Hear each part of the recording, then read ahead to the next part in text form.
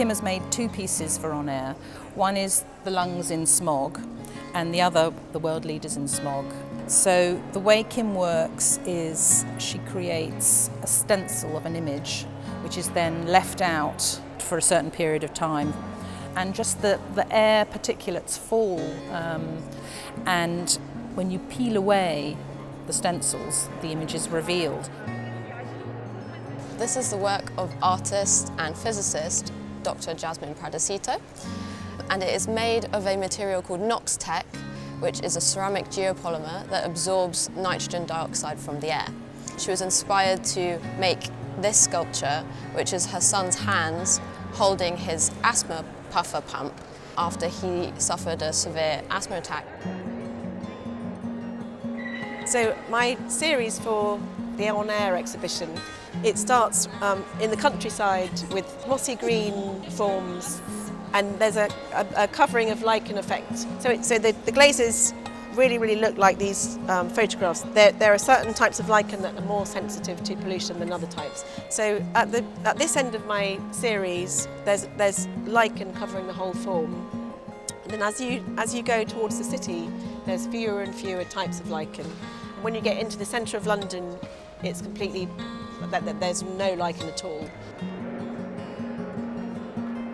I'm interested in emotions and how to bring out emotions, and I was thinking about how terrifying it is to struggle for breath and to struggle for breath in air pollution.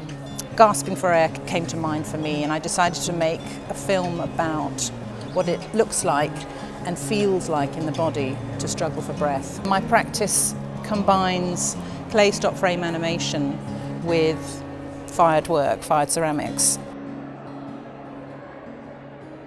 The project Smogware is about air quality. This is something you really don't see in daily life. When you look at the air as a day, like today, it's clean air, blue sky, no problem. Looks like no problem, but there is a problem. To show that, we made our project Smogware. We captured the air pollution, in this case, the settled particulates in the streets. We gathered them and mixed them with the glaze and added it on a porcelain set of tableware.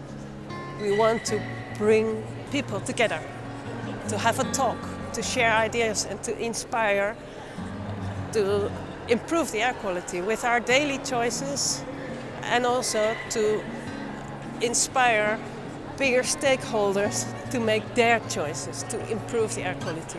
And we can improve it.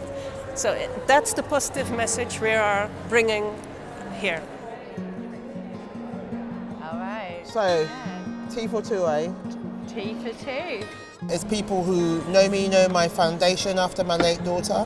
One of the things I try to do is always making the invisible visible, because I think it's really important. Air pollution, unlike water, which is just as filthy, but it's something you can't see. And I'm always interested in artists who find a way of making something very visible that people can relate to. You know, when I had the inquest, I think the second recommendation from the coroner was raising awareness. And yes, we need to monitor more, but I think we need more than monitoring. We need to find a way of bringing it to life. People with lung conditions were coming to us and they were saying, like, I breathe in this air, it really affects my breathing, it makes me feel breathless, I'm gasping for breath, I'm ending up in hospital because of it. And then as the evidence started getting stronger as well, you know, it was indisputable that it was linked to lung condition. We don't have big campaigns talking about air pollution. It's not the fault of them, it's the fault of the system around them. But yeah, I thought that was really interesting when you said it like that. Really? Though, because, yeah, definitely, because I think some people would think that you might have a feeling of blame about it. Not really. I mean, if your child goes to hospital 28 times and she's resuscitated myself and by her team, look, resuscitation is only 33% successful. So you have to take, and you know, there were times when she was put in a coma to save her, and if you didn't have that doctor that says put her in a coma now, she would have died. And it's something I don't want parents to go through it. And the reason why I say that, they shouldn't have to, it's entirely preventable, isn't it? And that's it is, thing. but as you and I know, I mean, was the how many seconds does someone have an asthma attack? Every 5 seconds. There you are, every 5 Yeah. seconds. Harriet has to, okay. Yeah, every 5 seconds. Always have the stats. Everyone, and also that number hasn't gone down. No, So it's not yeah. that I am making this a bigger deal, but since Ella died, or even before that, the number of deaths, especially in London, 8 to 12, they remain constant. Around the country, it's between 24 and 26. We have better medicine, we have expertise, but that number hasn't changed. And you and I know that asthma deaths are preventable.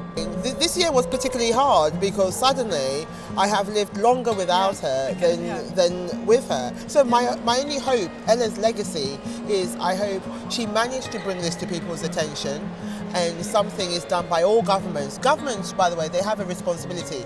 Renewables, clean energy. Otherwise, this, I'm afraid, will continue. Yeah, and it's not just health. It really resonates into a lot of environmental issues and social justice.